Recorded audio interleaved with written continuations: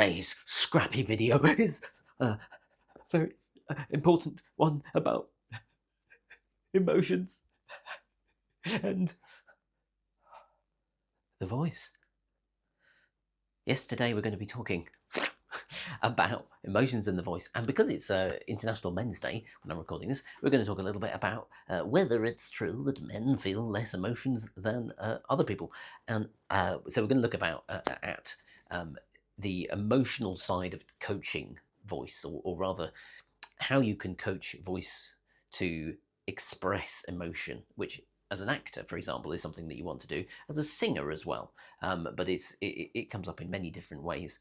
So we're going to look at four things. We're going to look first at emotions and the voice. What is the research around emotions and the voice? We're going to ask the question from the research: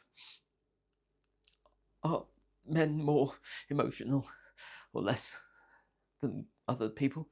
We're going to look at push and pull effects on the voice, which is a specific thing. And finally, we're going to look at training the voice to be more expressive emotionally, and what that means for voice coaching.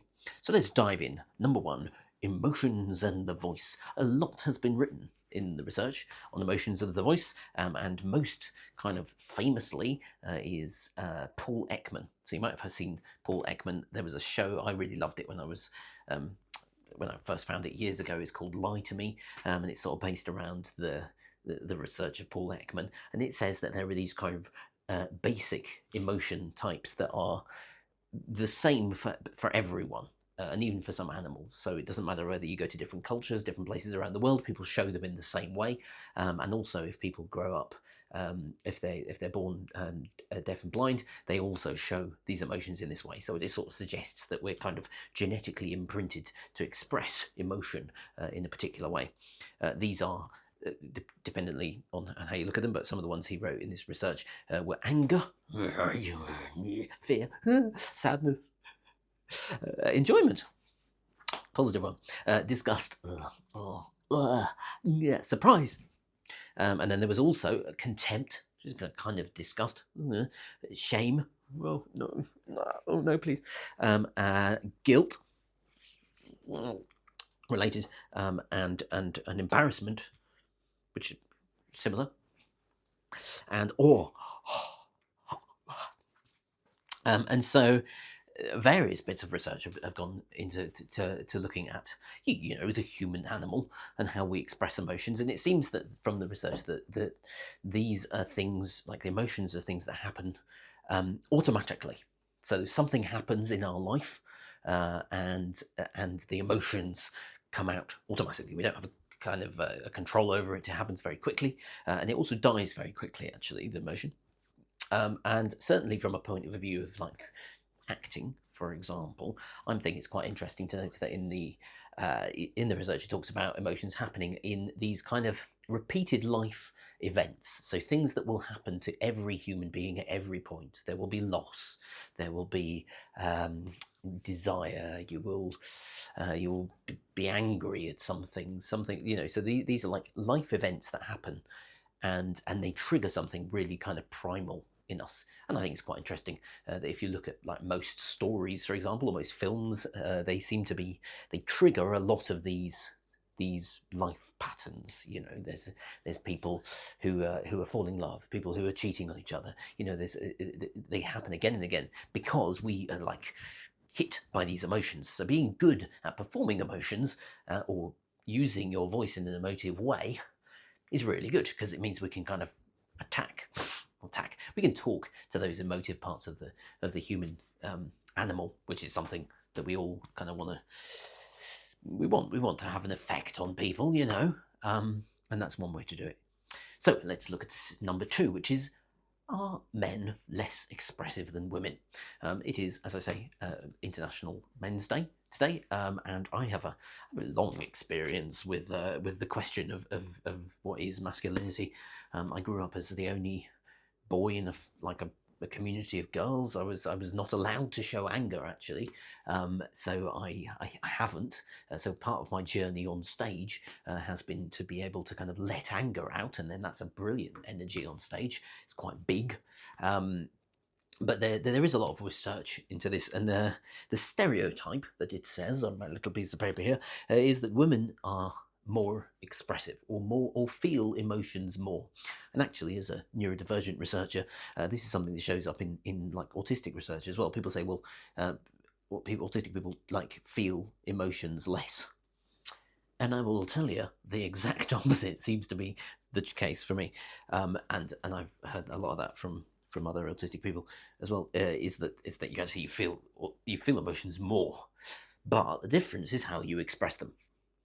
Are you feeling them inside, or are you expressing them outwardly? And some of the research has found that actually this seems to be the case in gender differences as well. So women are maybe better when they see a show, for example. There was some research where they watched a film or they watched a show, and they like expressed the emotion more on their face while they were watching. But both of the groups afterwards felt the same level of emotion. It was just that for the men, it was like externally not shown so much.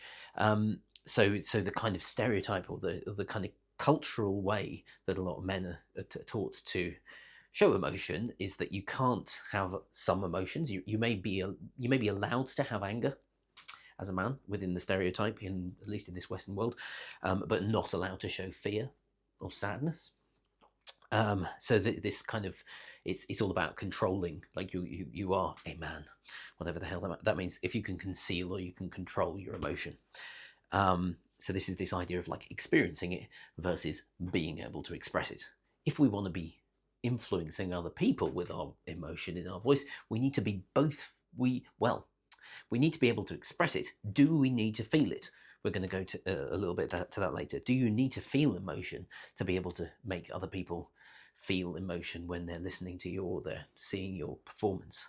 This is an interesting question. We're going to go to the third topic, which is this push and pull effect. It's just a random thing from the research, but it's interesting because it sort of leads us on to how we can express emotions in the voice in a way that doesn't like completely flood us with real emotions that derail us. And it's this idea that every kind of vocal expression of emotion has both pull and push effects.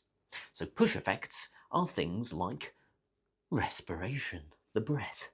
This is something that we do in voice teaching. Muscle tension, so angry, like tension. And these are kind of naturally influenced. So if you feel anger, sort of an automatic response, something happens, you get annoyed, you feel anger, suddenly you're breathing and your muscles change. And this is useful for us because we can control those, and therefore we can show a particular emotion even if we're not feeling it. And then, of course, there are those pull effects. So pull effects on the voice are those kind of societal rules. So within the research, we talked about like gender display rules.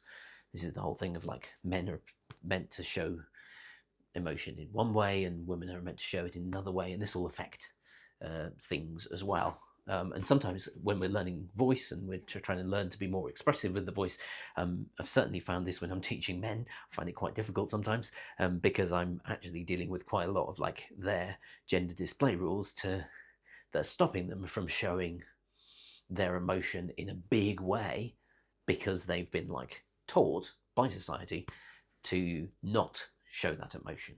And it's not that they're not feeling it, and it's not that they're not capable of doing it, but we have to kind of break through that. Whereas, like, women often are, or in general, I find that all of the other genders just sort of tend to be slightly better at kind of accessing that. That's a wild generalization, but I've certainly found that in general, like, men are the ones that I'm like, okay, we're doing this work now, and what I'm dealing with there is working with gender display rules, and that's okay. It's fine. It's just part of the work, you know. I said that in a very kind of passionate, like, but it's fine. I'm absolutely fine about it. It's okay. It's true. I get exasperated sometimes, but that's because I grew up as someone in a family of actors where everyone really emoted, and then I went into the world and went, oh, so people don't emote in the same way that we do. There you are. Finally, let's look, number 4, at how we can affect the voice and emotion. And do we need to feel that emotion to have an emotional performance? And this comes down, there's a thing called, I've forgotten who the writer is of this, the actor's paradox. I think his name's D. Dot or something. I've got to write it down.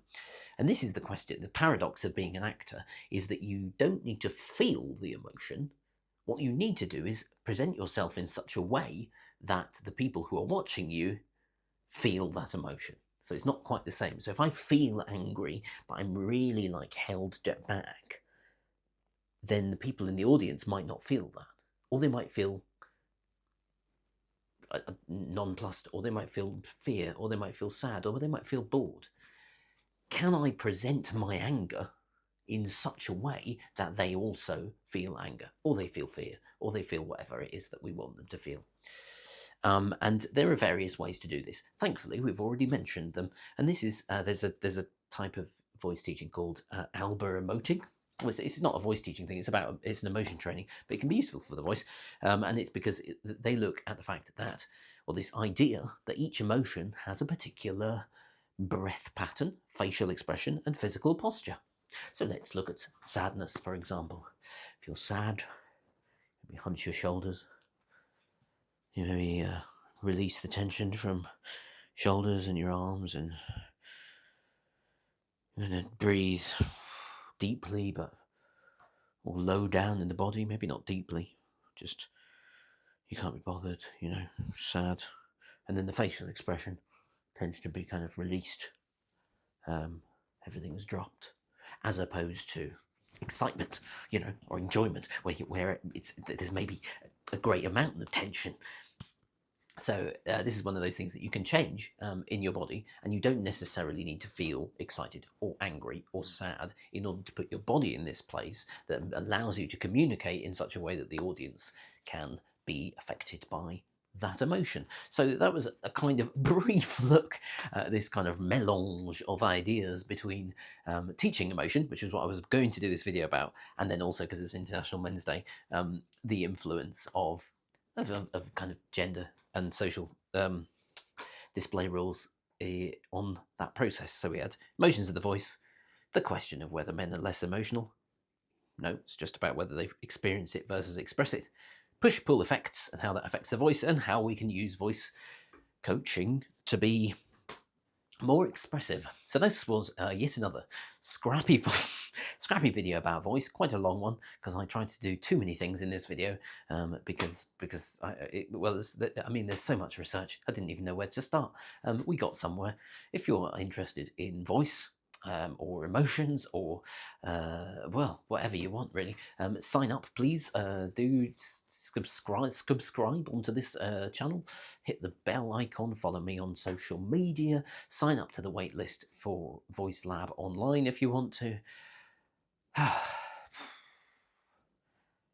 There you go. Happy International Men's Day.